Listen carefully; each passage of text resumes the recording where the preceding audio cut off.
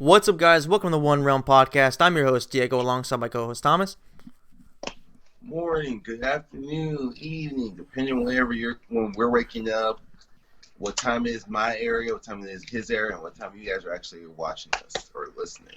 Yes, good morning or whatever it is to wherever you are. And welcome to our, I don't even know if it's actually a review. It's just kind of our discussion about Mortal Kombat 2 in our series where we'll be covering every game in the series. And of course, MK2 is, I think, I would say definitely one of the better ones. I have it listed as my top three. I think my top three are Deception, MK2, and MK9. Of course, not story-wise for MK9, but that's a story for another day. But regardless, we're going to be talking MK2, all about our backstory with the game, the story of the game itself, the characters, the new characters, and the gameplay. So let's go ahead and jump in with our backstories. Why don't you go ahead and take us away with where you first played the game and where you played it more often? Yeah. Well, I'm not going to pretend like I did play MK2 a lot. It's definitely, MK2 might be, the top three for you, but it's never been that way for me, really.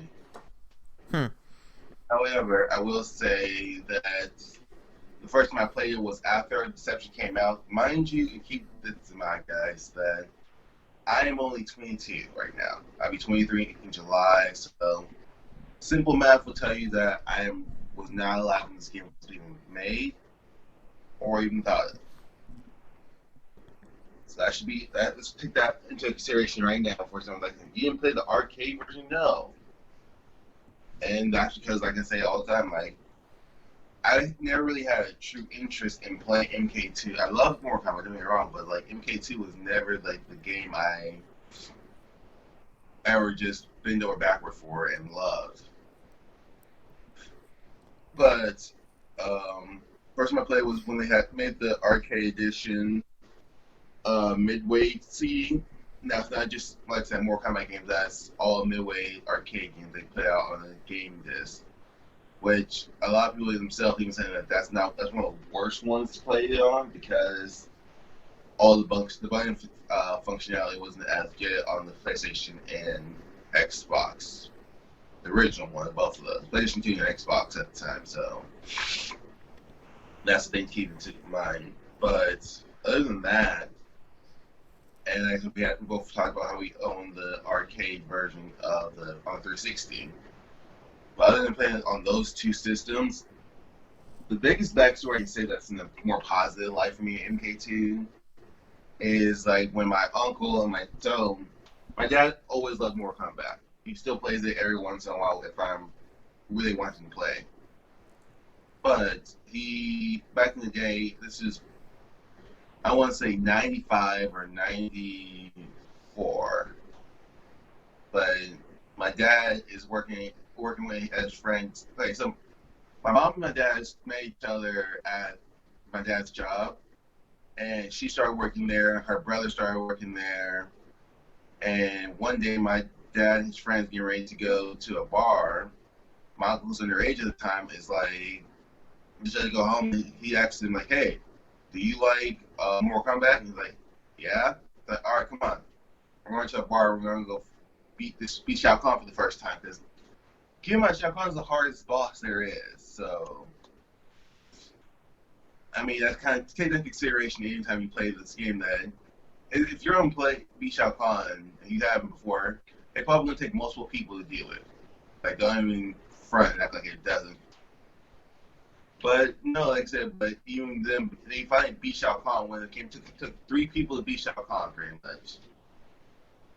And I think that's the best story I've heard, really, with people who actually testimony stories when it comes to MK2. I mean, a lot of people love it, and they say, "Oh, that's the beginning of how Mortal Kombat actually got started." It was yeah, but it's not for me because there's a lot of characters in there that, well, almost every character I play with now is in there, but the gameplay is not there, and there's nothing to concrete of how to actually play with this character. Yeah, fair enough, for sure.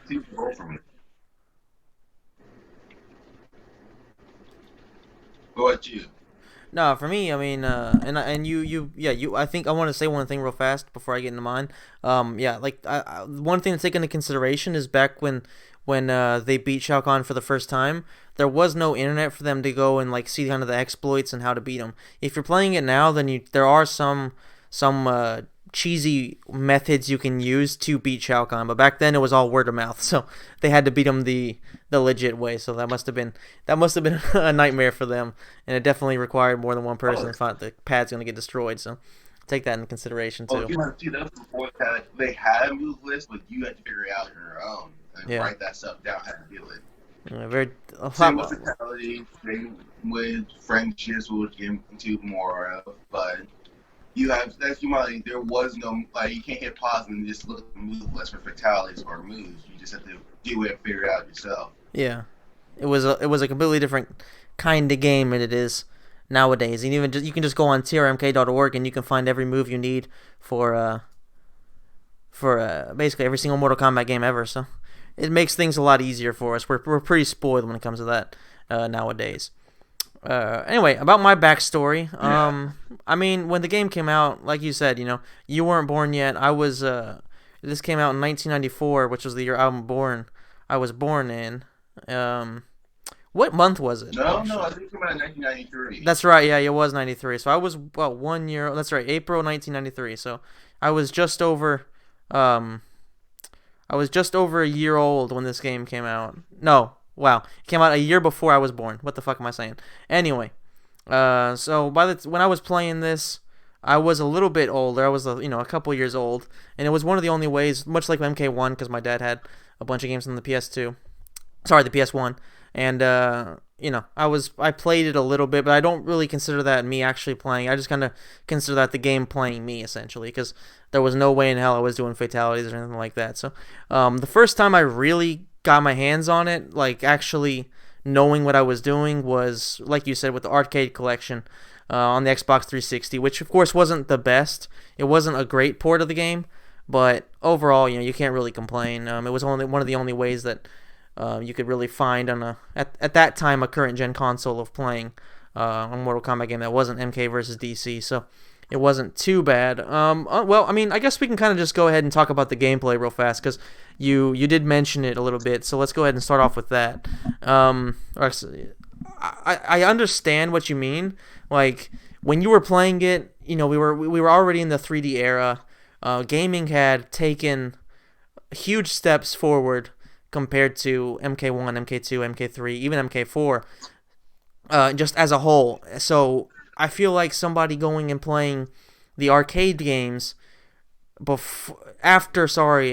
having played more recent games, especially at that time, like 2003, 2004, there were some really, really good games out there. Um, it must have definitely been a shock. Like, what the hell am I playing? But I feel like for the time and just compared to what MK1 was. That's how I kind of like to base my judgment for MK2's gameplay is how much it improved over MK1, because MK1 was essentially everybody had the same moves except for their special moves and their fatalities. This, I feel like it had a lot more variety, not necessarily just in what kind of regular moves they have, but in the ranges. Because in MK1, like their fly kicks had a slightly different range. Their roundhouse kicks had some different ranges, their trips and stuff like that. But for the most part, it was all pretty much the same. But in MK2, there was, I feel like, a lot more variety, and it might just be because there was more characters too. And just in general, I just feel like, I don't know, it was a huge improvement over MK1. The visuals were all much better and all that stuff. So I just feel like overall, when you're playing MK2, it just feels like you're actually playing a fun game as opposed to MK1, where it's just like super slow, super sloppy, and you can definitely tell that there was pretty much no budget in the game. Well, I mean, it looks a lot cleaner. I will say that visuals are a lot better as well. The one thing I will say is that the gameplay to me feels a lot the same. It wasn't like there was a huge combo system just yet, Yeah, that's true. and also taking into account that I feel like the only thing I might get dragged for saying this as well, but I feel like the only thing that was different between MK1 and MK2 was that they added a throw button, which Mm. I still have not discovered how to use yet, but that's a concept for a different day. Yeah, fair enough. Fair enough. I mean, you bring up good points there. Like, I like, I don't know. There's just something about it. Like, for me personally, it seems like it's a bit faster. It's a lot more fluid, in my opinion. I could be completely wrong about that. It's been a long ass time since I played these. It probably has been since before MK9, or maybe just after it that I've played these games. So it's been a while, and I don't have anywhere near the amount of experience with those games as some of the more some of the guys like the Nethercast guys or Total MK, who are my go-to guys for Mortal Kombat. So it definitely, for when it comes to gameplay stuff, I'm not the person to be talking. Even story wise, my biggest problem is that I have so much memory problems that I end up forgetting half the shit that I read. Yeah.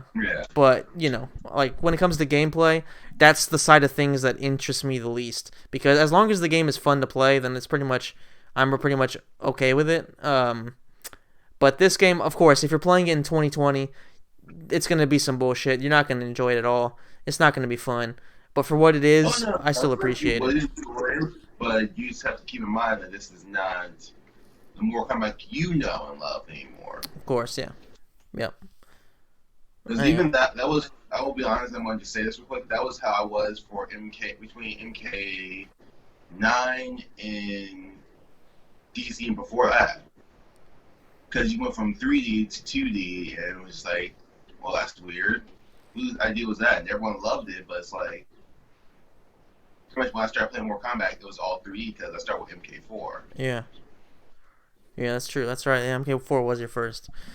Yeah. Yeah, you bring up some good points there. I guess we can, since we're talking about gameplay, we can kind of add. We can talk about the newalities. Okay. Why don't you let me go ahead and bring up everything. Why don't you go ahead and Well, talk to us about what there was? well, so a little backstory behind that as well is the fact that everyone knows, everyone who's a Mortal Kombat fan knows that we started the ERSBC, well, Y2J bullshit rating system for video games because it was too violent. They needed to put control on it now. So instead of just doing fatalities in games, which in this case, by the way, everyone had 2 fatalities, so more ways to kill your opponent. Plus more stage fatalities. That was also a new thing that everyone loved. But instead, like the pit, where all you had to do is uppercut them, you had to actually put in a specific code for each character. But then they also decided to, more of a joking way, was to add fatalities, which a lot of people find it really funny. Like, I don't see it really, but I guess it is funny. To change your opponent to a baby. Now, once again, MK9, that was funny, but when you just show them like a picture of a baby version of a character, it's not. I don't see that showing it really at the time. But that, and also we had a friendship. So instead, what looks like they're gonna kill you, like, oh no, we're just gonna pull out a birthday cake or build a snowman. Trying to think what was the King's. Oh, the King would do a puppet show of the Mortal Kombat Dragon. That might have been MK3, but still he did.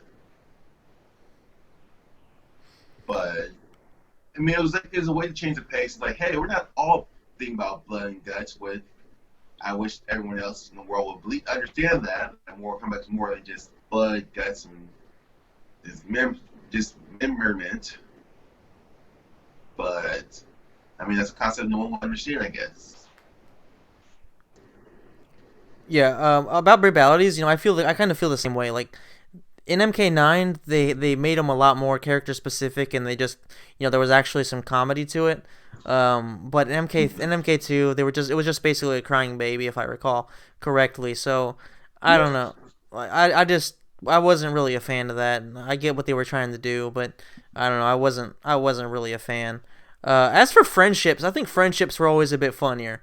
Don't you think? Like the gifts and all that stuff. I thought that was always a little bit better, and mostly because, like you said, they were basically introduced to the series for the sole purpose of making fun of the ESRB and all that stuff that was that put in place because of how violent MK was. So there were some funny things about it, but even those, to this day, I'm not really a big fan of. mean, a lot of people want friendships to come back, and I see why, because you can make them look so much cooler and funner now with everything, all the technology we have. But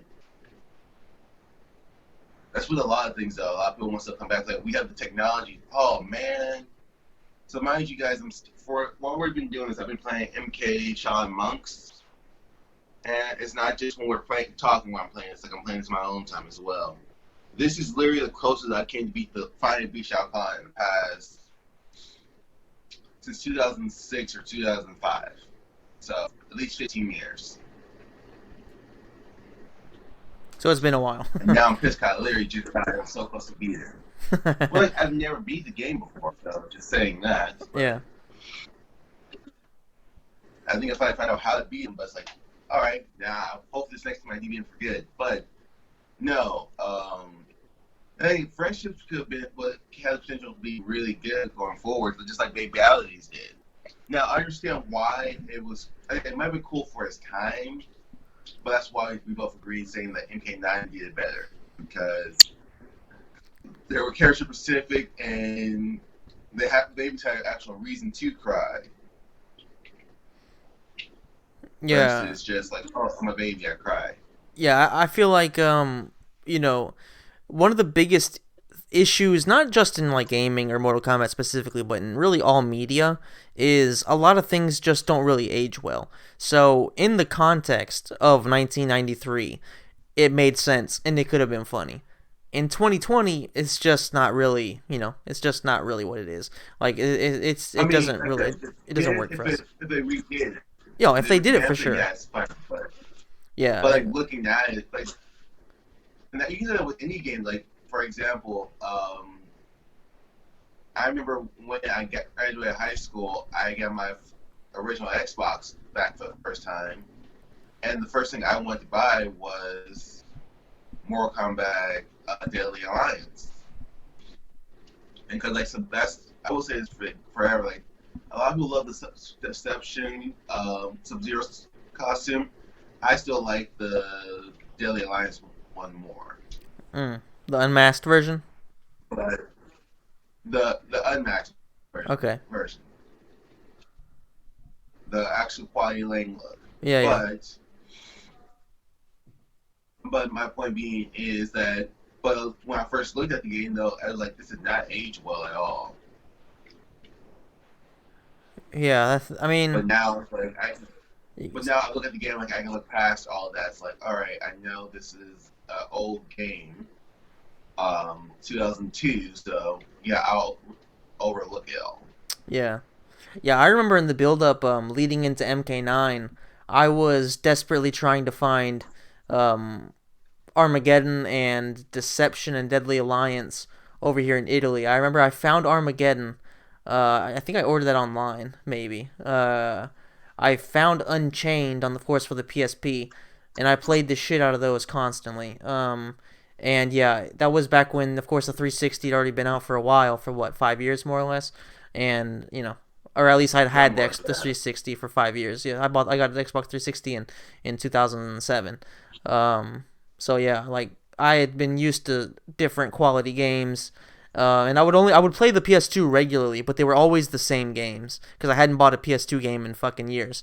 So it was kind of a shock going to that and like, okay, wow, this is definitely a wake up call to just how good the technology has gotten. And of course, with the new games, it's incredible. Like earlier, on Game Pass, because I have Microsoft Rewards, I'll end this tangent quickly. I went from MK11 to MKX, and just the visuals mostly are just immensely different. So you can imagine what it must be like for somebody in 2020 going in and playing MK1 or MK2 and just being like, holy shit, like what am I even playing? So it makes sense for things like this to really not age particularly well. One thing that I will say, this, like you said, the stage fatalities were. They added a lot more. I think MK1 only had the pit. So in MK2 there was. Let's see if we can get them all. I remember the pit, of course, had its own. The Deadpool had it. Yeah. There was what, 4? So what? No, Yeah, there was at least one more. yeah, I want to say that was. the Combat I'm trying to think Tomb, what it's called. where you Combat no, there was Tomb. one where you uppercut him up into the spikes, right? Yeah, is Well, that the Foundry? Yeah. Like, if I'm playing MK, keep in mind MK Shadow Monks is like a ripoff.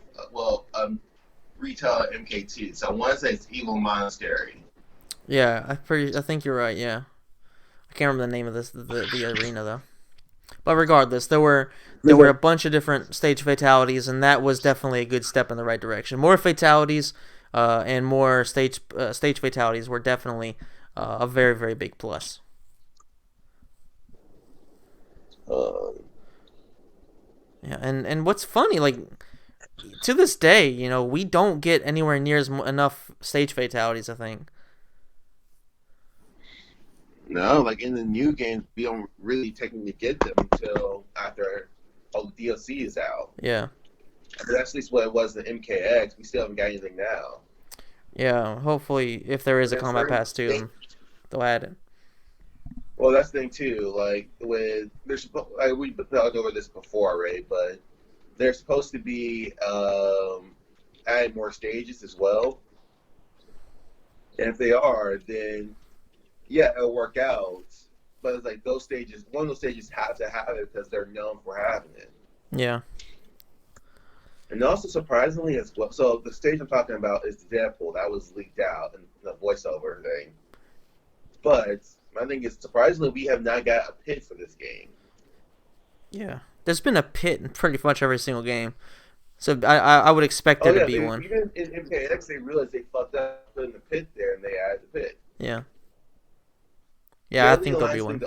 Daily Alliance and 4 are the only games I think that didn't have the pit.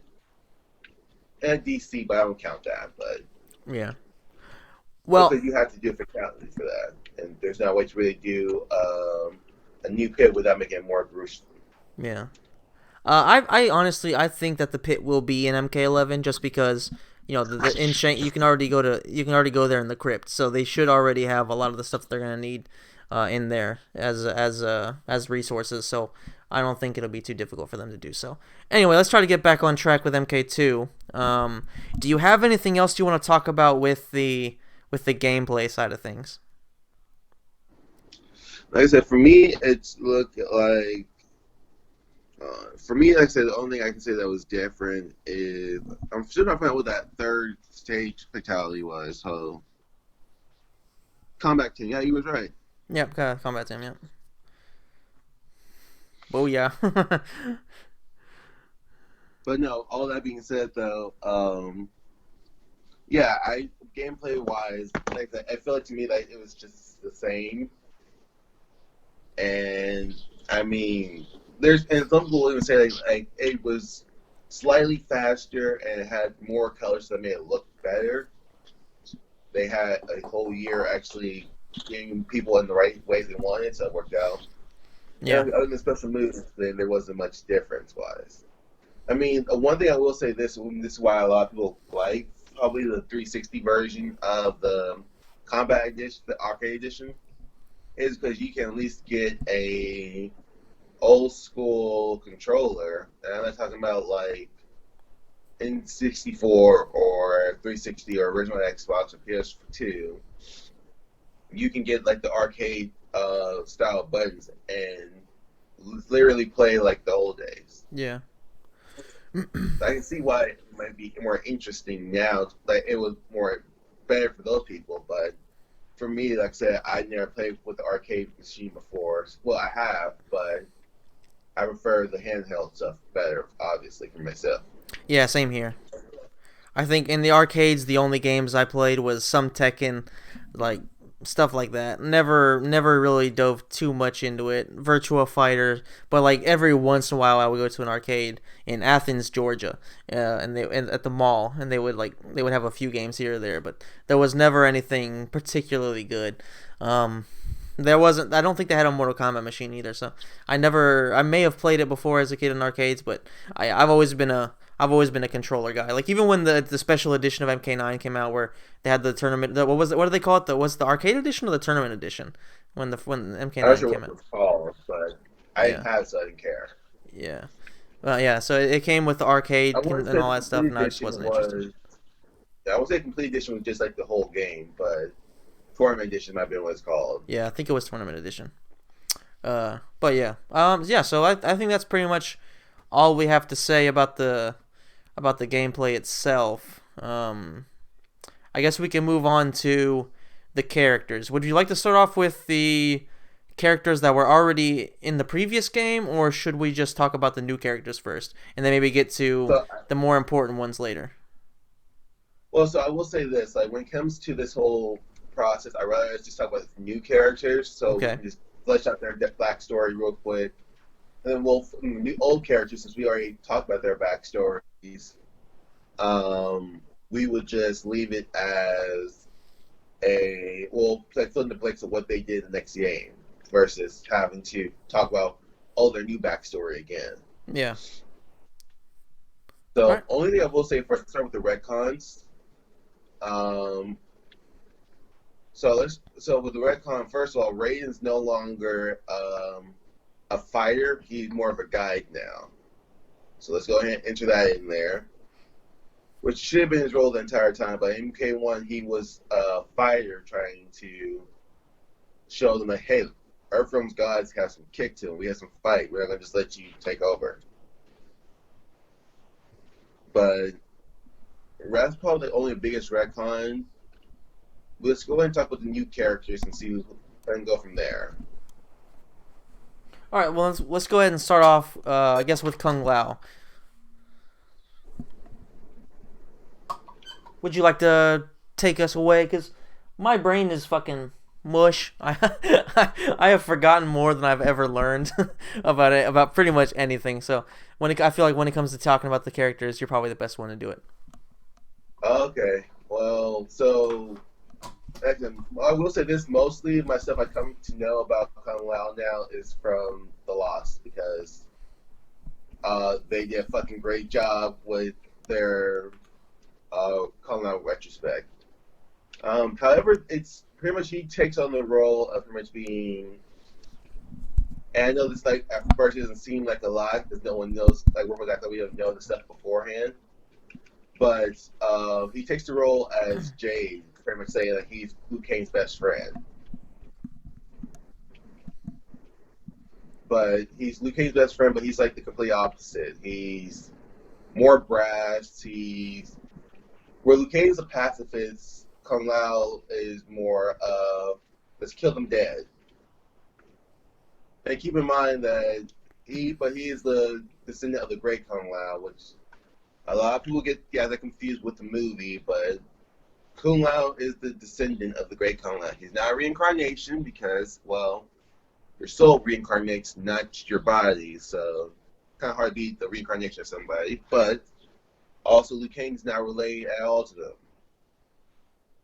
But Yeah, they did a really good job in the retrospective explaining like some of the source material to why people get that confused. But if you're just familiar with the game series themselves, then yeah, you will definitely know that they're not that he is not the reincarnation of Luke. He is not Liu Kang's cousin.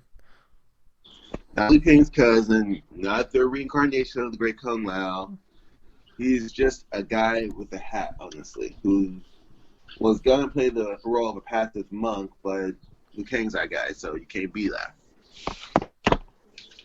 Yeah. Now, for me personally, like I've actually kind of always liked Kung Lao more than Liu Kang, and I realized that he really hasn't done much in his arc. But in MK2, essentially, and now they kind of they retcon this in MK9. It didn't really make any sense, but if you look at MK9's story, he was at the tournament in MK1, but in MK2, and like in the original timeline, this was his debut. This was him, trying to go over there. He was basically trying to prove that he was better than Liu Kang, right? Because he wanted to actually go and he wanted to be the one to finish Shao Kahn, correct? Well, here's the thing, though, too, and this is what a lot, because they get the whole thing with MK9 when they retcon that is the fact that it's not deception. Trying to think, Shaolin Monks did it first, where it's like pretty much makes Kung Lao as a jealous friend or jealous guy. It's like I'm better than Liu Kang. He wasn't always that way. He legitimately didn't want to be at the tournament. And that's what they even mentioned. Like, he did not want to be at the first tournament for some reason. They never explained why, but everything that happens with MK2, and this was what happened. So after Liu Kang and everyone comes back home, Shao Kahn's pissed off. So let's go and just mention that story part real quick. Okay. Shao Kahn's pissed off at Shang Tsung because, well, this is the second time he failed. So the first time he failed was because Shang Tsung lost to the Great Kung Lao. And then I'm not sure. I think it was I'm not sure how long it was afterwards, but at the next tournament he brings in Goro, and Goro kills Great Kung Lao. So for 500 years, Shao Kahn is wrecking bitches in Earthrealm. Like, oh, I'm gonna win this shit. Don't fail me again. But he fucks up again. If you don't know that, Shang Tsung loses again to Liu Kang, and it makes more sense for Kung Lao to be there because to redeem himself, but he didn't want to go, so they sent Liu Kang instead. Yeah, and of course, like you said, very different personalities, and you can really see that in his fatalities. Like, his fatalities are the complete opposite of a pacifist. Like, there's nothing about him that screams pacifism. His whole thing is basically kill you in the most brutal way possible. Well, that's the thing too. So the reason why, he actually was passive at first. That's why he didn't go to the tournament. But what the kicker is after they came back, Shang Tsung's like, hey, what if we do a double or nothing tournament on our turf? And Shao Kahn's like, all right, I'm good with that, but how are you going to get them to agree to that? They just won. They don't have to do shit now. And literally, I'm like, let me ask you this. Do you watch Rick and Morty at all? I've seen a few episodes here and there, but nah, it's not my cup of tea. Alright, well, it's hilarious to me. But my point being is there's an episode or a meme, you can look it up right now as we're talking, but okay. There's a meme, I want you to kind of pull it up so you can just have it there. I know we said we're not going to do shit like that, but this is hilarious for me. The premise, there's two memes that came from this past season. There's three. There's one that's like, you son of a bitch, I'm in. So it's like if someone say I'm not going to drink tonight, and it's like free shots on me, and it's like you son of a bitch, I'm in. And that's literally what Shang Tsung did for to get them out there. It's like, oh, Rick, we have Sonya, we have Kano, oh, and we just killed your people. And it's like literally what happened between Raiden, Kung Lao, and Liu Kang was, you son of a bitch, I'm in this tournament now. Yeah, I remember seeing this meme before. Yeah. Like, oh, we're not gonna do that tonight. Say, I killed most of your people with just because I'm bored. Like, all right, fuck it. We're gonna put our whole realm on the line just so we can redeem our people you killed. Now, unnecessary, very much so, but are we gonna do it anyway? Fuck yeah, because we got Liu Kang on our side. We're gonna win this shit. He beat Shang Tsung. Obviously, gonna be anyone else, right? But that's Kung Lao though. So that's why. But here's the thing: with everyone, joke being aside, the reason why Kung Lao is the way he is and killing everyone in his fatalities is because of the fact that he's pissed off and now he wants revenge. Yeah. So you have him literally cutting people's heads off and cutting them down the middle on his fatality. So it kind of like, that's the thing too. I will say this: new fatalities now are just cinematic gore fests, versus back then when it's like, oh, this fatality actually speaks to this character.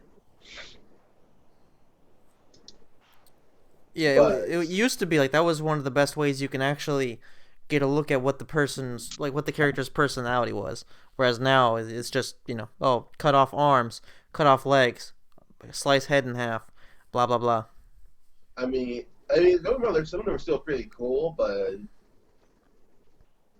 for example, Kung Lao's fatality in MKX, it's called Flower Pot, Yeah, and he literally cuts off the head and goes up in the air, and he slides one.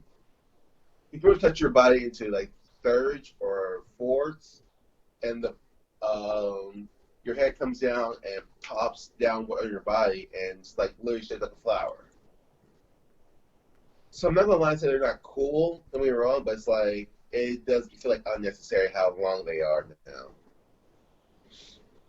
Hell, even EK9 fatalities were shorter, but that's because they were pretty much based off the old fatalities, and they made it just look better. It's like made like gave you more like a little bit not backstory, but give you more to go with it. Like, okay, I see where they got this from now. yeah, But and yeah, and I think Kung Lao was actually one of the better ones in terms of what his fatalities were in this game. Definitely. oh yeah. Yeah. All right. Um, let's see. Next up we have Reptile. If we want to move on to the next character. Okay, so Reptile, I will say this: he was always a trash character, and I say this and saying that. So keep in mind, if you listen to the last one, Reptile was the first secret of Mortal Kombat and first secret in any game actually. So he's a patriarch in gaming, but he gets treated like shit out of his own game. So even I say this because even with him being a playable character, like he is known to be the worst character to play as in the MK2. Yeah, he's Like pretty he's much garbage. slow. Exactly. It's like they knew that this character will be garbage every day going forward. Yeah, he sets a trend for us. We pretty much made this character a real character because we made him a secret character the first time. He's going to be tracked gameplay wise and story wise as well. Yeah. But I will say this though: when it comes to his story, you kind of feel for the guy, like you kind of root for him, but it's like you're still technically evil and you're stupid as fuck, so I can't really feel bad for you. Um, Now his whole thing is he is the bodyguard of Sing Sung and Shao Kahn, but they treat him like garbage because he has a name to keep in mind as well. Now, what his name is, I don't know nor care, but it's like like they said this before. It's like calling somebody a racial slur for their name instead of their actual name. Yeah. Like you kind of feel like that's what Shao Kahn will do. Is like, hey, Kombat, that's not his true name, but that's what his name was in um, Defenders of the Realms. And it's like instead of calling him his real name or so, he's like, hey, Reptile, get over here. Think about how low the tone pole you are just call your species name. You're just called a slur pretty much versus an actual name. He's basically calling you an animal. Exactly. Yeah. Yeah. Yeah, I feel like Reptile. He's probably one of the most one of the characters who's been done dirty the most in the series. I mean, you made a good point. It's almost like from this game they realized he was kind of a joke because he basically was a joke in the first game. It was like, last second we can add a character who's not playable. Blue and yellow makes green. We'll give them both of their moves, and that's pretty much it. And then of course in MK2 it's like, all right, fine, we're gonna add Reptile, but we're gonna give him shit moves. And yeah, we're just gonna make him really shit. So that really hasn't I will changed say over the this: years. all these things.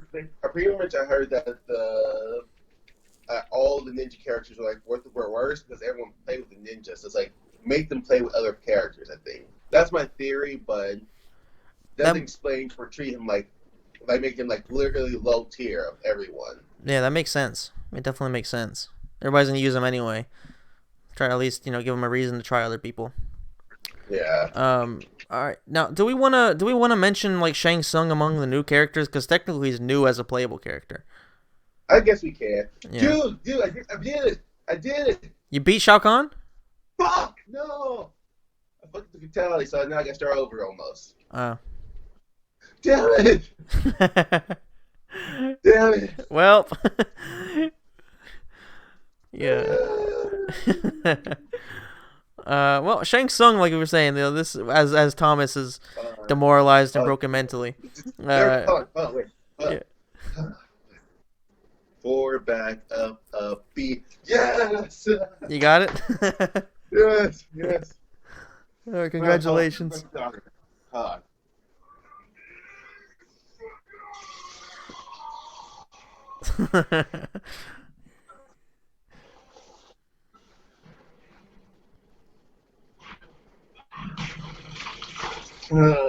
Some absurd shit's happening on screen. I can tell. Yeah, so remember this is literally the last cutscene of the game. Nice. Very nice. All right. So, shall we continue with Shang Tsung? What now, Mr. Maiden? I just want to put like this. I think, well, it's just a game. Like, keep in mind, like I said, I've been playing this game since 2005, on and off, and never beat Shao Kahn on 3 different Xbox. So every time I get every time I get the game again, I have to start the fuck over. So this is the first time that I've actually got to beat it. Even I can't think of their name. They're a YouTube group, but they pretty much dress up as Sub-Zero and Scorpion. They react to videos and they play video games. It's a gaming channel. Bizarre something. Start with the F. Mm. But even they haven't beaten it, and they've been playing it not longer than I have, but they've been playing more consistently than I have, and they haven't beaten it yet. So it took me 15 years to beat the game. So I'm just saying, technically, in a way, I technically just beat MK2 now. Just saying. Yeah. Well, congratulations. That's actually a pretty big moment. I remember, I think it was live on the podcast once. You did some. I can't remember what game it was that you beat for the first time, or you did a fatality for the first time. It was. I think it was when we were recording the stuff for the series. I think it was MK1 that did it. Yeah, maybe. Yeah. Yeah. All right. Yeah. All right. So let's go ahead and stay on topic and go back to the Shang Tsung.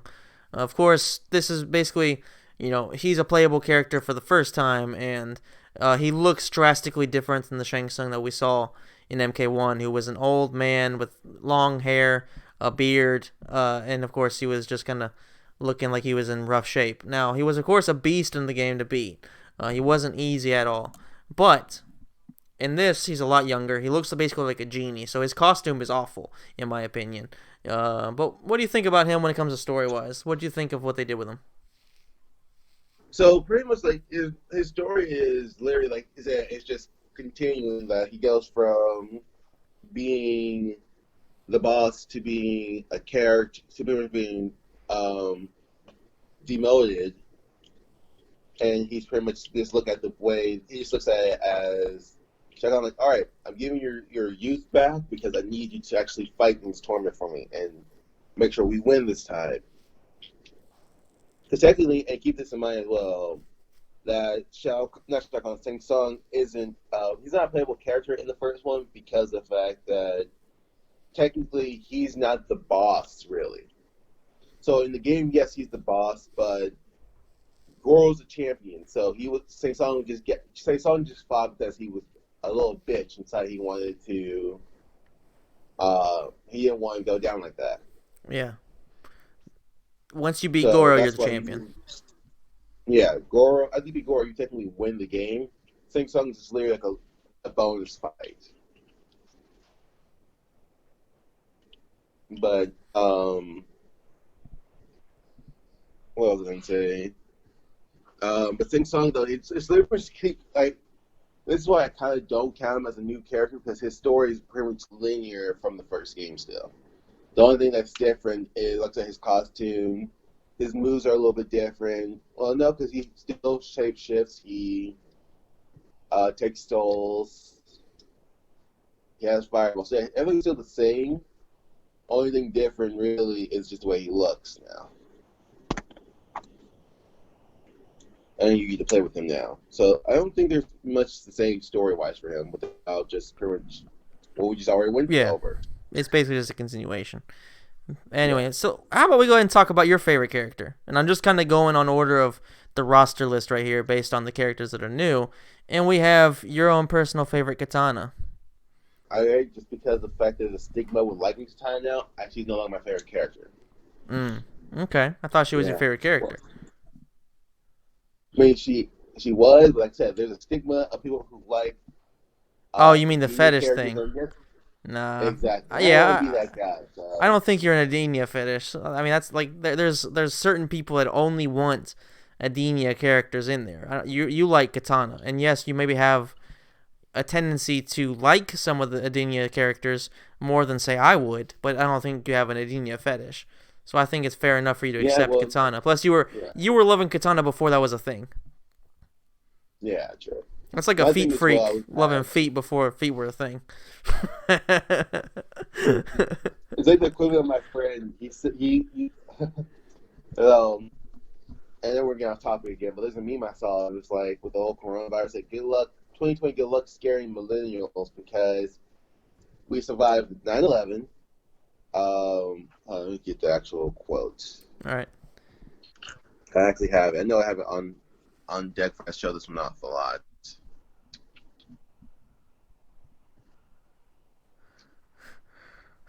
Good luck scaring millennials because we have survived Y2K, 9/11, multiple wars, school shooting, financial collapse, and we eat ass for fun. Now, me saying this as well is because to the fact that one of my friends once told me that he was eating ass before eating ass is cool. Hey man, that's you gotta respect it. You gotta respect the hustle. Do you know? I mean, yeah, sure. Fuck it. He's taking a chance. Yeah, no, I'm not that guy. Yeah, I mean, fair enough. Neither am I. Like honestly, but at the same time, you have to respect. You have to respect somebody putting bacteria all up in their body or something. I don't even know where to go with that. I know that's But no, super popular nowadays, but yeah. yeah. But no, all that being said, though, when all that happens, no, Kitana, I will say this: she is indeed my favorite character, regardless of what anyone else has to say about the whole Adenius fetish thing. I was liking Kitana before. Like Kitana was a thing, like an Indian character was the thing like that. Even then, I didn't care for like the Sindels, the Jades. Melina was all right, but I didn't care for that as much. Like, if anything, I only like Kitana because she wore the color blue, and also she was in the movie, so I have more to go off of with her versus literally any other character besides Liu Kang, Sonya, and Johnny. And Sub Zero, and even Sub Zero, you don't have much to go off of as Yeah. a 4-year-old. But all that aside, though, Katana's character is simple. The fact that she's to our knowledge, she's the daughter of Shao Kahn, who is, and we haven't really gotten into detail who he is, but he's the big boss, the emperor, the ruler of our world right now. And all she knows right now is that, oh, there it is. Her beauty hides her true roles as a personal assassin for Shao Kahn. Seen talking to Earthrealm warriors, her motives have come under suspicion by her twin sister Melina, but only fuck it cut off right before I finish it. So in MK Salamanca, you get to play MK2 as well. So I was reading it popped up her picture as well just now, but pretty much she's known right now to betray Shao Kahn in the game because she doesn't know why. No one knows why, but pretty much the fact is that she was caught talking to Earthrealm, and they're like, no, we can't have that happen.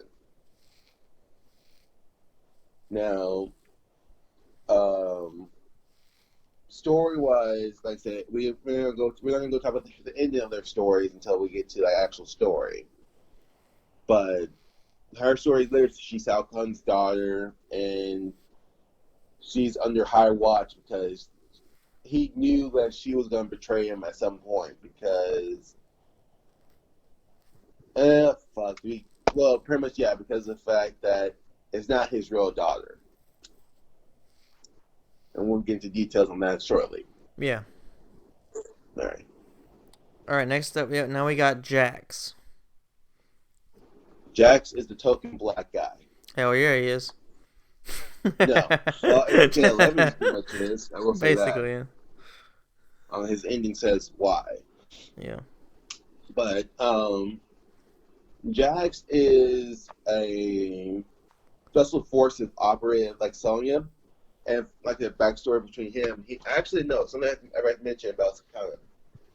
She was supposed to be Shang Tsung's daughter in the first game. Oh, really? I never knew that, actually. You know Yeah, what? yeah. Huh. Um, but no, that's the whole thing though too. Is that so they were supposed to be. There's a lot of characters that were supposed to be in the first game, but not enough memory to do so. It's kind of hard. It was kind of hard to do that. Yeah. But just want to mention that. But Jax was supposed to be, like we said before, Jax was supposed to be Sonya's role in the MK1 game.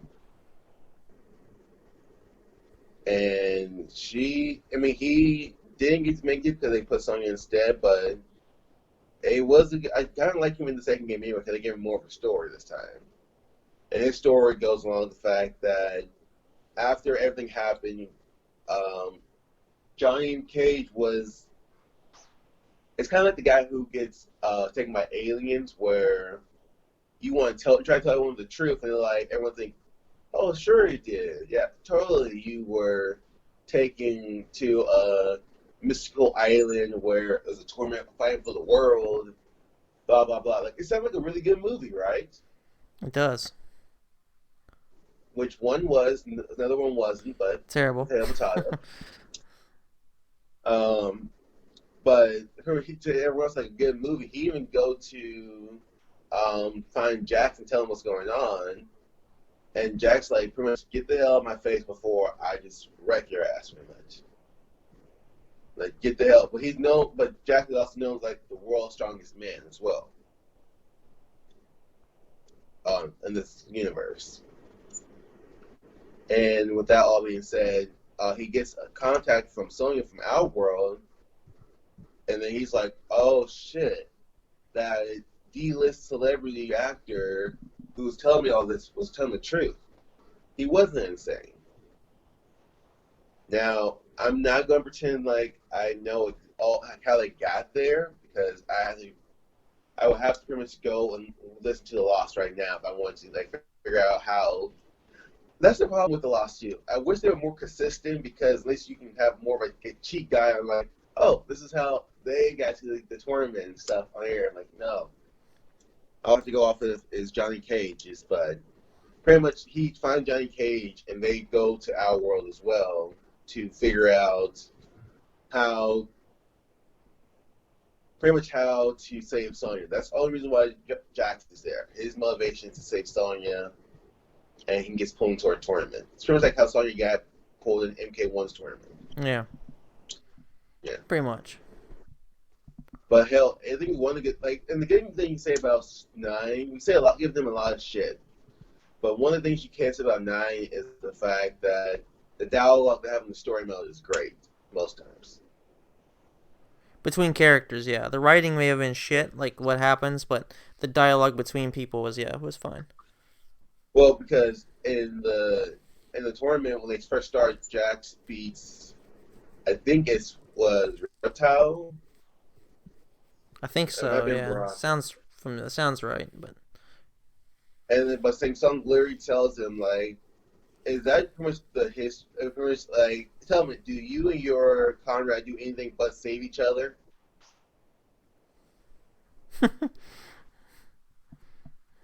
Yeah, I mean, I eventually got to replay through that just to do it, just There was rewatch no, it. Yeah. If we're gonna play the game, we can just watch the Yeah, cutscenes. we should do that one sometime. We Yeah, should do once we get that. to that, maybe we should do that. Yeah, Yeah. yeah, I mean, we already talked down on MK9 before, yeah. so I think we're good on that. Probably. Yeah, we should be fine. Yeah. But we'll probably do it again the same. Probably do it like that the same way. But all that being said, though, Jack's pretty much he goes there to save Sonya. That's his motivation. Basically, yeah. Yeah. Yeah. All right. Next up, we got Melina, the evil twin, aka evil clone of Katana. Yeah, and her role is to. Why the hell am I? I'm sorry. I literally have my phone at my fingertips. Why the hell am I not just working online, looking at these bios real quick? Yeah, that's probably the best way to do it. I have Wikipedia open right now as well. I mean, I kind of did that too, but it's like Yeah. that's so much to speed through. I can at least for sure Yeah. just go click the character and know what I'm talking about, not just sound like I'm full of shit. Yeah, but essentially Melina's whole thing was to ensure the loyalty of Katana. That was because, of course, like you were mentioning, there were a lot of because basically she was, like you said, she was in contact with Earthrealm, and that was leading the Outworlders to believe that there was either something fishy going on where she was, working with them, or maybe they were trying to get her to leak over intel and stuff like that. But Yeah. so Melina's job was basically to keep an eye on her and to make sure If she that strays she's out of worthy. line, who was to kill her? Yeah. And of course, Melina. Was it in this game that they explain what she actually is, or is that in MK3? Yeah, they do that in their ending. Yeah, so basically, what she is they reveal that she is essentially a clone that was created by Shang Tsung to basically be the mix of Katana and a Tarkatan. So this is what it says for her bio. We'll do the outro later. The endings later. Because like we said before, like on a lot of endings, there's certain parts where it's accurate, and there's parts that's just like, oh, this is what happened when they beat Shao Kahn. So serving as an assassin along with her twin sister Katana, Melina's dazzling appearance conceals her hideous intentions. At Shao Kahn's request, she's also asked to watch for her twin suspect decisions. I hate reading some things because you read ahead too far and you miss a word or so. Like, what the fuck does that even mean? At Shao Kahn's request, she's asked to watch for her sister suspect's decision. Yeah, she must put a stop to it at any cost. Okay, yeah. Remember, like I said, some of what we talked about was the fact that if Katana strayed out of line too far, either try to bring her back to the fold or kill her. And that's the thing too. Like, Shao Kahn's like a good dad when you're young, but as you get older, he's like, I want her back on my side, but if she's gonna put up a fight, just kill her. Basically, yeah. I mean, that's literally what happens in the next game. We talked a little about it before, but like that's literally what happens in the next game. But Yep. Okay. Well, that's a story for another day. All right, next up we got Baraka. Baraka. Oh, my dad. Yeah, so Baraka was one of my favorite characters in MK2, definitely. But like he kind of gets the reptile treatment. In MK11, to be fair, it was a bit better for him, but he kind of gets the treatment going forward to where he's basically just a henchman, and he gets screwed over by countless people. And basically his whole thing with MK. What was it to say for his bio? I don't remember exactly what it was said. His intro. So let's kind of go back to what we we're talking about Kung Lao's backstory as well. Yeah. He led the attack against Liu Kang's Shaolin temples. Baraka belongs to a nomadic race of mutant living in the wastelands of Outworld. His fighting skill gained the attention of Shao Kahn, who recruited him into his army. Yeah. So pretty much his whole thing is that he has beef with Liu Kang and Kung. So Liu Kang has beef with Shao Kahn for pretty much breaking the rules now, or pretty much stepping out of line. And Kung Lao has beef with Baraka for, well, murdering his people. So, Yeah, because that's he, pretty he much. led the But assault on the Shaolin Monastery yeah, and destroyed everything yeah. and killed everybody, of course. Yeah, Well, not so, everybody, but a lot. well, pretty much, yeah. Um, yeah, so that's kind of where we're at with Baraka, and that's it for that's it for the new characters. Um, I mean, there's one I guess we can kind of put in there. Technically, if you want to talk about the secret, go ahead. Okay, well, let's not talk about Secret then. Let's keep going. No, I mean like if you want to So talk about one, the new characters, I mean like yeah, if we were gonna consider him like a, like kind of like we did with Reptile, where we talk about the secret at the end. But I guess since you already brought him up, let's just go ahead and discuss him. okay, we might as well just talk about that part. Well, quick refresher. So what happened between? Cause I know we talked about the ending on MK1, but we kind of like vaguely talked about it. So Kano, Kano, Sonya, and Goro fell to the bottom of the pit, and they're all presumed dead right now. As the Sing Song Island gets destroyed and put in ruins. So that being said, Goro's presumed dead. Kano and Sonya are captured by our world, and that's what puts them in that situation.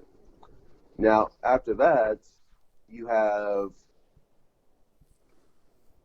Scorpion kills Sub-Zero for killing him. And a lot of people do it now, but a lot of people make it seem like Sub-Zero. Well, that's weird. Pretty much it made it seem like that Sub-Zero killed, like Sub-Zero, not Sub-Zero, Scorpion's clan and family was all dead before he came in the tournament. But so the only person who's dead in Scorpion's world is Scorpion, and the whole point of him being there was to get revenge. That didn't tell me anything great. All that being said, though, I will say this by the way: do not play MK2 on the original Xbox. You'll thank yourself later. I'll have to keep that in mind. Well, let me put it this: the uppercut button is down 1 or down X or down square, however you want to look at it. Mind you, for so long, the uppercut button for me has been down Y, down 2, down triangle. Confuses you. So yeah, it's like, well, this is confusing as fuck.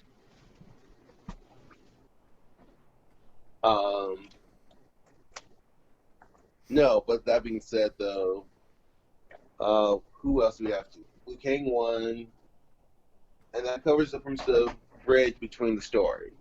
Yeah.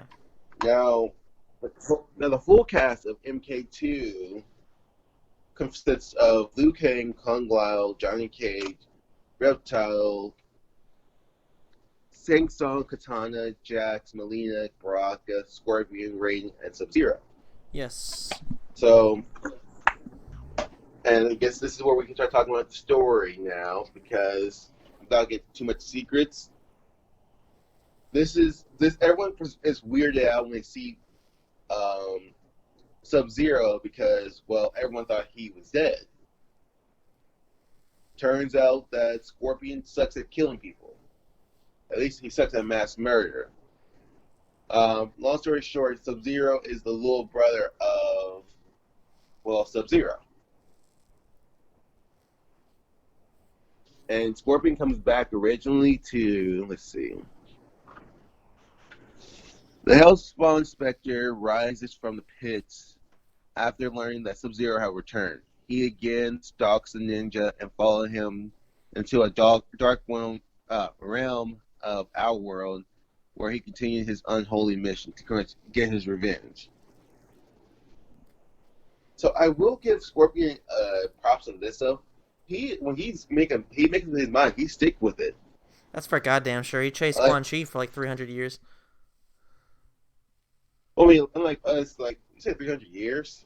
No, I was just joking. It was like I was exaggerating for a couple of years for Others sure. saying like, really? Like, damn, maybe we need to a better concept of time. But no, um, no. But I would say this though, like he when he made up his mind, like I'm going to kill Sub Zero for killing me.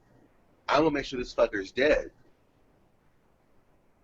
But no, like you said though, like I said already, like this is the younger Sub Zero, no longer. So technically, he's different in his own way because of the fact that his whole thing is this. So let's go back. I love having my cell phone, and we can do this at the same time. Thought to be killed in the Shadow Monks tournament, Sub Zero mysteriously returns and is believed to he travel to our world again to finish the assassination attempt on Shang Tsung. To do so, he has to fight through Shao Kahn's tournament, though. And, I mean, that pretty much it doesn't let you know that though. But all the that happens pretty much is that after Shang Tsung lost the first tournament, he makes a deal with Shao Kahn to do another tournament, which he makes a deal with Raiden to do this tournament.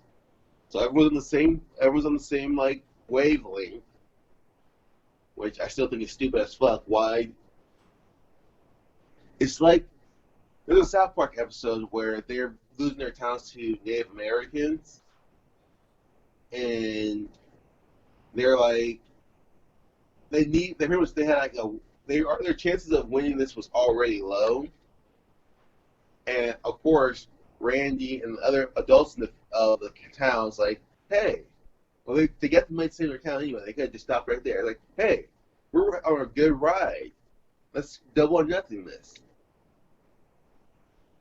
And my thing is, what was the point of doing double or nothing? Because the fact, yes, some people died, but it's like people die all the time. I mean, let's say this was like our real world right now. Let's say that there was a chance that there was actually a secret tournament out there where our world is put on the balance, and you find out like you're just relaxing with all this other coronavirus and bullshit, and you see the sky turn purple. Like, so somebody either A we lost too many things in the past 500 years, too many tournaments in the past 500 years, or B, some jackass decided to do double or nothing and we lost. So I guess we're slaves now again. I mean, yeah, it doesn't seem like a solid choice, but it's the choice that was I mean, made. like I said, like I would do it too, just because I'm stubborn, like and stupid. So if someone who's stubborn and stupid can admit that that's a dumb decision, they should have known that was a dumb decision then. That's for sure. But so Sub Zero's back to Chris kill Shang Tsung. Katana is on our world's side. She's starting to learn some truths about herself. She's having a midlife crisis where she's starting to figure out, like, I'm 10,000 years old. I don't think I'm living my full potential. I didn't do everything I wanted to do. Melina's like, I have no purpose besides, I have no purpose pretty much. So I need to keep this girl in line, otherwise I can kill her and then I have a purpose. Who else? Brock is just someone for Shao Kahn's side who's a good fighter. Who's next? Raiden's there as a guide. Jax is there to rescue Sonya. Yeah, Jack's there to rescue Sonya. Shang Tsung is there to try to redeem himself for his failure. No, he's really there just to, like, let me see. Because that's part of it, but I feel like there's like with Shang Tsung is like a secret motive always. Well, of course, yeah. His whole thing is to get more souls to become as powerful as possible.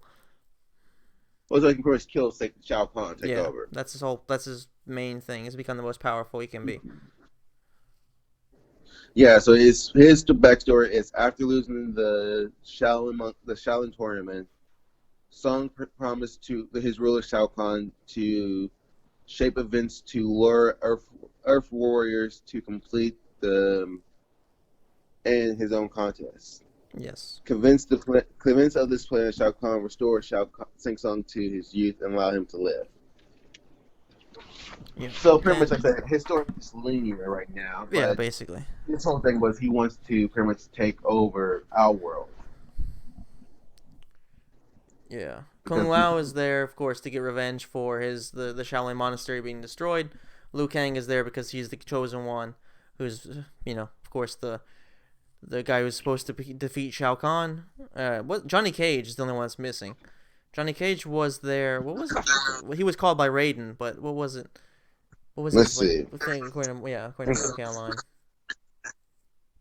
After Shang Tsung's tournament, the martial arts superstar disappeared. He follows Liu Kang into our world, and when there he will compete in the Twisted tournament, which holds the balance of Earth's existence, as well as a script for another blockbuster. Oh fuck you! Yeah. So pretty much, and I can kind of see where this comes from now. Challenge monks. So reading this stuff starts to make sense to me on how other things happen, but he follows Liu Kang. he follows Liu Kang into our world just to pretty much be nosy and help. He literally just falls. So his backstory at this point is that he came back, he won, talked to Jax about what's going on. Jax didn't believe him, and so he makes a good movie, a blockbuster actually. So after that, he decides to he finds Liu Kang and follows him into our world, and he's just there. He finds out, oh, Earth is on the line again. This is gonna be a really good movie if I win this. If I live through this again, Yeah. that is literally what this like. The last in like which holds the balance of Earth's existence, as well as a script for another blockbuster movie. Yeah, so basically he's like, all right, fine. If I can help survive, awesome. If we do survive, I'm gonna be rich as shit. That's basically his whole thing. Like this is before they actually made him a lot deeper. He was very very shallow at first, so he kind of makes, I guess, Oh. this what he was at first. I'll tell you what I do want to see though. Yeah. I want to see his take on the his MK3 movie. Hmm. Yeah. That's Inside joke. that'd be interesting. Yeah.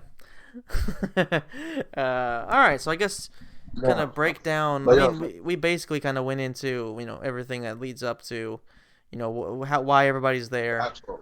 Yeah, Yeah. and of course, I think that really there's only one or two things to really talk about when it comes to the story itself, which is of course what happens between Scorpion and Sub-Zero, and because these are really the only things that are like really important to note. Is Scorpion and Sub-Zero and how the tournament actually ends. Now, between Scorpion and Sub-Zero, and like I said, like we mentioned earlier, the Lost are the best guys when it comes to breaking down each character, really going into depth about what they did throughout their tenure in the series, and essentially, like I said, this isn't the original Sub-Zero. This is his little brother, and he's essentially there to assassinate Shang Tsung. Now he's been followed and tracked by Scorpion. The two fight, and mostly there's something that happens in the tournament to where Scorpion realizes this isn't the original Sub-Zero, the one who destroyed his clan. He realizes this because this Sub-Zero spares it was Reptile, if I'm not mistaken. He spares Reptile. It's Uh, it's assumed to be reptile. We yeah, don't. They're yeah, confirmed in, but it's yeah, it's true. assumed to be reptile. It's assumed to be Reptile, and he spares him. And Scorpion realizes that there's no way in absolute hell that the other Sub-Zero would ever spare somebody after a victory. So he basically vows to where his whole purpose is going to be protecting this Sub-Zero. He doesn't give an explanation. He doesn't say this to Sub-Zero. He just kind of walks off and he vows to keep an eye on him as a personal promise, basically. And that's pretty much where the whole rivalry slash bromance between Scorpion and Sub Zero takes a bizarre turn because Sub Zero's just like, okay, so that was interesting. He doesn't even know who Scorpion is. He doesn't know how his brother was killed. He doesn't know any of that stuff. All he knows is, his mission is there to kill Shang Tsung and kind of figure out what the hell happened. I guess it's kind of understood that he probably was killed at the tournament, but he apparently doesn't know who did it or any of that stuff. Um, so yeah, there's that. And then I guess when it comes to the actual ending of the tournament itself, of course, the chosen one, Liu Kang, taking on Shao Kahn. I guess we can mention that Shao Kahn does have two. No, he has one sub boss, of course, Kintaro, who is the same race as he's a Shokan, just like Goro. The only difference is he shoots fireballs. Goro didn't shoot fireballs, right? What the fuck? He had his. What were his moves? He had the thing where he jumped up in the air and he crashed into the ground. He would grab you. Was that it? So, a couple of things. So, right, you covered the whole Sub-Zero and Scorpion thing, so Yeah. I don't need to add anything to that. Um, However, when it comes to so we didn't even talk about Kantari. I forget. We completely just. I feel bad for him right now because no one cares about Kentaro as well. I love him. I like him more than Goro. But you didn't even mention him though. You won't tell me who to talk about. Yeah, I know, but like Kentaro, I mean, that's the one you wanted to talk about earlier? No. Ah, I okay. want to talk about. I was talking about Sub Zero when I said that, but I Ah, completely okay, okay. forgot Kentaro existed until just Yeah. now. But no, yeah, no. Goro just shoot fireballs as well out of his Okay. hands. All right. Um, pretty much, but Kentaro is more like a. He's like a lower race of Shokan. So like where Shiva and Goro look very similar. Um, the whole thing, pretty much the biggest difference you can tell between Goro and Kentaro is Kentaro is a cat. Yeah. He's And got like, he's that's got like cool the most. features to him like that. I like it more. He's a kitty cat. Yeah, I fucking love cats. Change I my know mind. dogs, but no, but no, pretty much. There's not really much to say about the fact that he was brought into the tournament to be the standing guy for Goro because everyone thought Goro was dead. Yeah. But what only difference, like I said, he breathes fire more. That's right. Yeah, yeah. Goro shoots it and he breathes. Yeah. Yeah. That's right. Yeah. Um. So yeah, I mean, it wasn't Kung Lao that beat him, right? It was Liu Kang. I think it was Kung Lao. But all that being said, though, with the Kintaro and Sub Zero, there's a few more things like so we all know how it ends.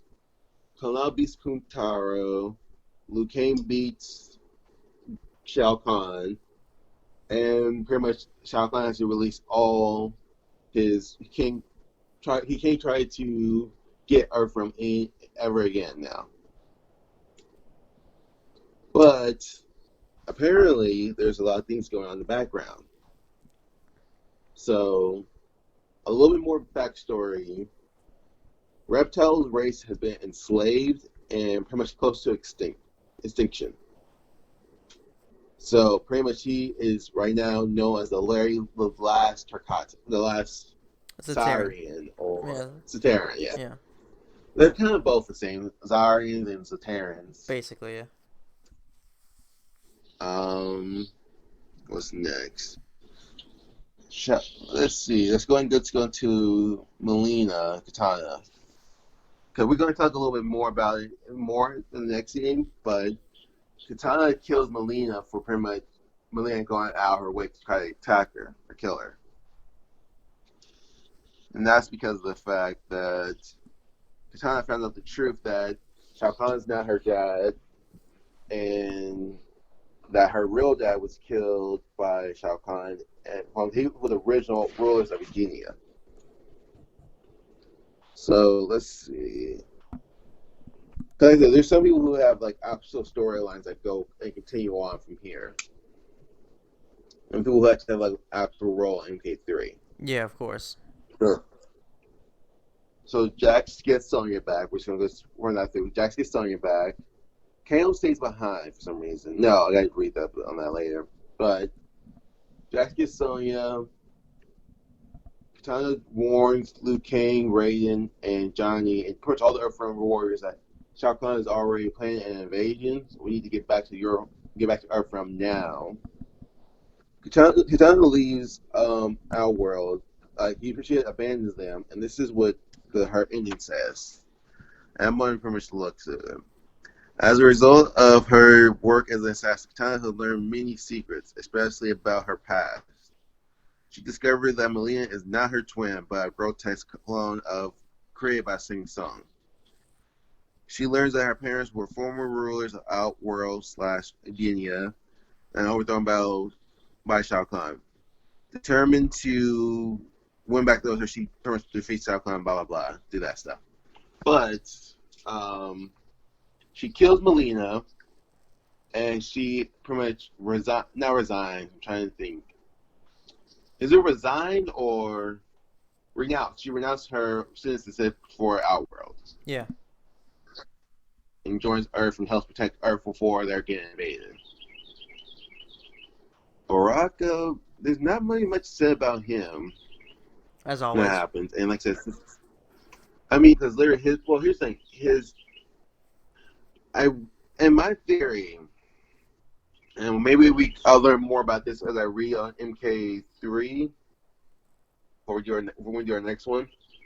But my theory pretty much is that he pretty much got his ass handed to him by Kung Lao, because he does the next game he's in, which is 4.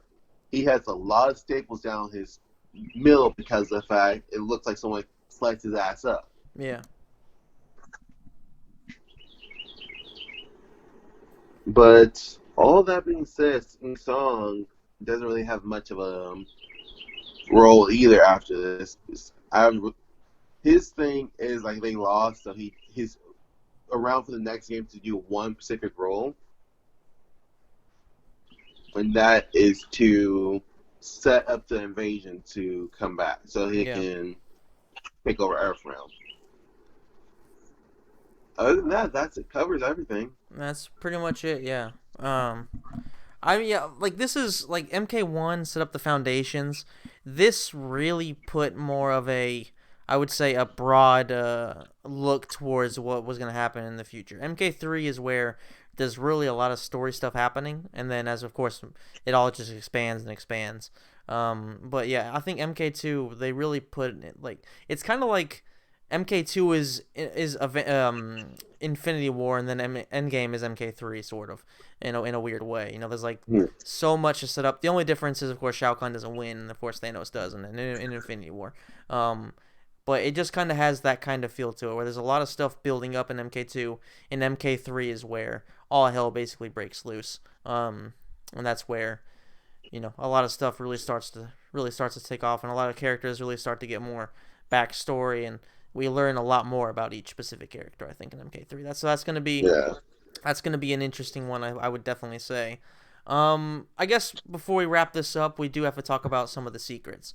And this is what I thought you were alluding to earlier, is there are actually non-playable characters that you unlock by doing specific things, and they are Jade. Or not a lot, you just fight them. Yeah, you just fight against them. Yeah, you have secret fights, much like Reptile. You can take on Jade, you can take on Noob Saibot, and you can take on Smoke. So yeah, and I like the fact that in MK9 they just to kind of talk about this real fast. They actually had these fights available. You can actually do them. So that was always pretty cool.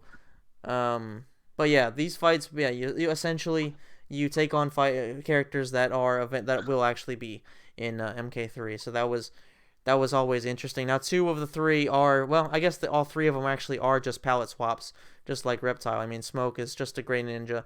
Noob Saibot was a dark ninja who is interestingly enough described as a lost warrior from the first MK game, and of course, as you mentioned earlier, the only character who who we know for a fact died in MK1, of course, was Sub-Zero. And now it's not confirmed in this game that it is Sub-Zero, but of course, that's it's pretty obvious who For it all we is. knew, all we know is that he's just like a reptile, like another character that just fell through the cracks. Exactly. Yeah, he could have been anybody, but yeah. Of course, so it is the original Sub-Zero. And Smoke, Smoke. a male ninja Oh, clothed in gray. so I'm not. So what is his? Oh no, what they don't say much about who he was in those games. Yeah. The only one that But we pretty much know the roles anything he about at this point was Noob Saibot, just because they say it's a lost warrior from the first MK game.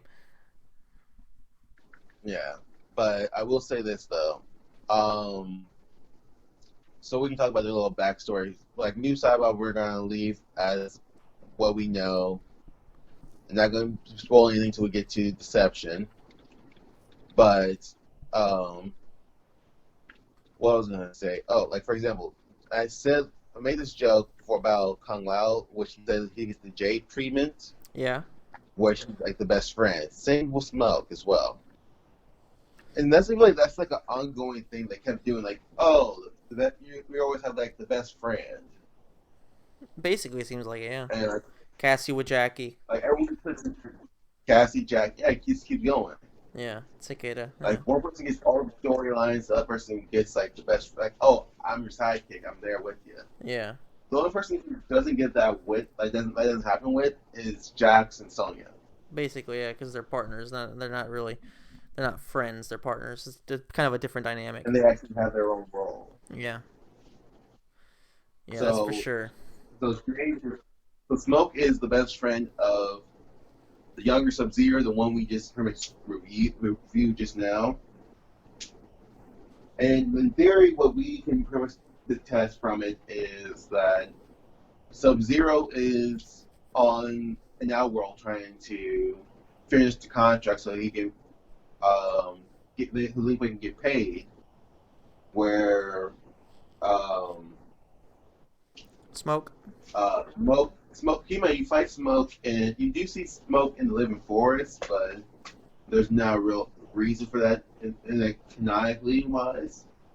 And there's not real reason for anyone canonically wise, but headcanon, the only thing you can really say is that Smoke was probably there to he fight him in Goro's lair at the end. And he's there to pretty much like he's looking into Sub-Zero's death, like how did he truly die? Yeah. Because no one told him anything, told anyone that. Yep. So they And each have then their role and all that, and then of course Jade is the protector and best friend of Kitana. yeah, because even like it's well known, like just story wise, that Jade is more of a friend, more of a sister to Katana than Melina Yeah. is. Yeah, But and just one other secret that's not necessarily really a secret, but it is something that I think we should mention is that Sonya and Kano are not in the game as playable characters, but you can see them in the back in Shao Kahn's arena in his Coliseum, uh, chained up basically. So they one are thing I will technically say in the about game. yeah, well, one question about that though is, well, and it's like a lot of people like to say like, oh, Ed Boon's not a troll. That fucker's a troll. Like he's the definition of a troll because of the fact that they literally put in the game, or someone started a rumor saying that you can, as same song, you can morph into Kano, and they even put that inside like on the home version of the game, like saying, or it was there as little spots in the game to play to like put in the code or like a hack in there, or it was like literally a quote. It said like play as Kano or where's Kano, something like that. No, Kano code. That's what it was, something like that. So pretty much somebody tried to troll people for decades. There's some people who still believe it too, that you can play as you can play as Kano in that game. Now, one thing I will say, we kind of forgot to mention in the last game, and I want to mention in this game as well, that there was also two other rumors that was around this time. So MK1, there was a thing called Ermac. And everyone thought that, oh, Ermac's another character, and someone made a whole long backstory saying like, oh yeah, I did this, and I did this, and this, and then a red ninja appeared. Now, of course, that wasn't true, and literally Ermac was a abbreviated version of Error Macro, Yeah. so like a glitch or something. But pretty much there was no red ninja in the game. Fast forward to um, the same thing, MK2 coming around, and surprisingly enough, though, I hear mixed things about it. So I've heard there's one rumor about there might have been a code for Tanya, which I find that kind of hard to believe since she does have a completely different look than all the other, even from Jade, like at least. So with Jade, Katana, and Melina, they all were pretty much the same thing. Tanya, she came around in the 3D era where they were actually like, all right, everyone has to have their own look now. Yeah. Seems kind of weird. Yeah. Well, actually, so I think she could have been like potentially that. And originally, I looked at it as well. But she could have been like that fourth ninja, because Chameleon still gets her moves as well. Yeah. But I do know that the rumor for Scarlet was that somebody did see a red katana at one point. Yeah, I remember that for sure. I didn't know that before. I didn't know that until like after MK9, because I know Scarlet even existed. But the rumor was the fact that there was a rumor to see a red katana.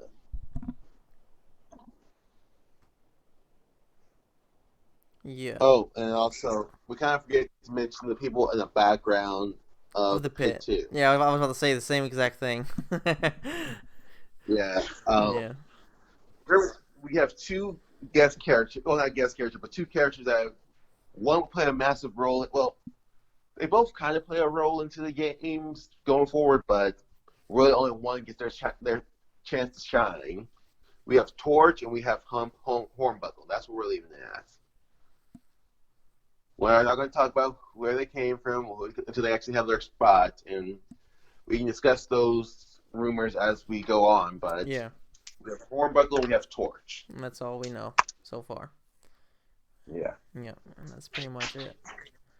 Yeah, that's all MK2 now. Yeah, that's MK2, and I'm sure now that this whole coronavirus thing's going on, and we will both be having a lot more time, but we should be able to get all these out as fast as possible. I don't know if I'll be releasing these once a week or twice a week. I guess we'll just kind of see how things progress.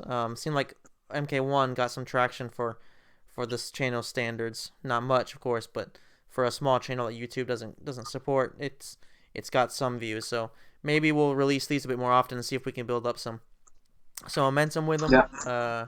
I will say this: I do want to do something in the format of putting these out as we are waiting for MK Mortal Kombat. 12. No. Oh, they mean the Legacy. Okay. Movie. Yeah. Yeah, so maybe we'll release these a bit faster. Yeah. Anyway, we'll talk about that more All this offline. done. Yeah.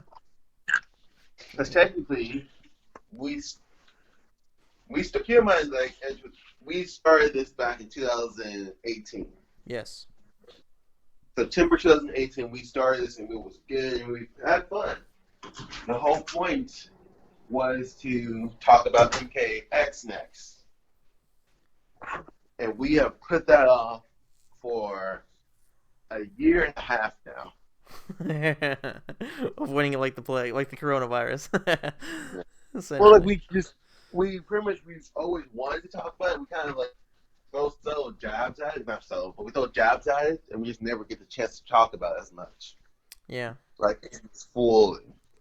But now I think we can. Like I want to pretty much hit every game. Because how many weeks do we have until the movie comes out? I think it comes out like towards like in about a month.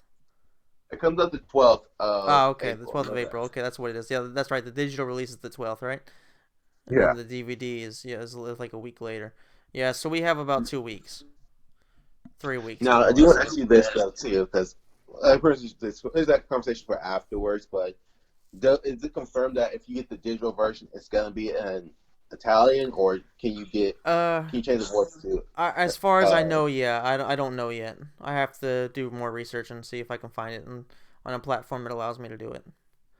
I'll have to yeah? see. Yeah, Because I think YouTube or like Apple or stuff like that, I feel like they will do it. Like you can get English version as well. I know Apple does. Google sometimes does. It just kind of depends on what it is. Like Yeah. if it was on Netflix, then yeah, no problem at all. Yeah. But a lot of times, like I think YouTube only has it in Italian usually. So I don't know. We'll Yeah, see. but We'll see. Google I'll is have a to part check of it out. YouTube, so that's why I mentioned that. Yeah, yeah, that's true. Yeah. Um. Yeah. Yeah, we'll see how that works out. Yeah, that could definitely work, and we'll discuss this more on off air for when we'll release all this stuff. But regardless, you guys can definitely expect us to be bringing down. I mean, not bringing down, breaking down each and every game, leading all the way up to MKX and MK11. Even though we kind of talk about MK11 quite a bit, I think MK9 we're too. done. I So mean, we yeah. can do MK. We can do those. We can do all three of those again. Yeah, Like, maybe what we'll do is maybe for like MK9 and MK11, we'll do our commentary for the story mode as opposed to re-talking about the games for the 100th time. So maybe we can do that. Yeah, so that's it for the video, guys. We hope you enjoyed it. If you did, please hit the like button, subscribe to the channel, hit the notification bell, and let us know in the comments anything that you want to talk about. If there's anything we missed, and any kind of topics you would like us to talk about in MK3. We'll see you next episode, guys. later.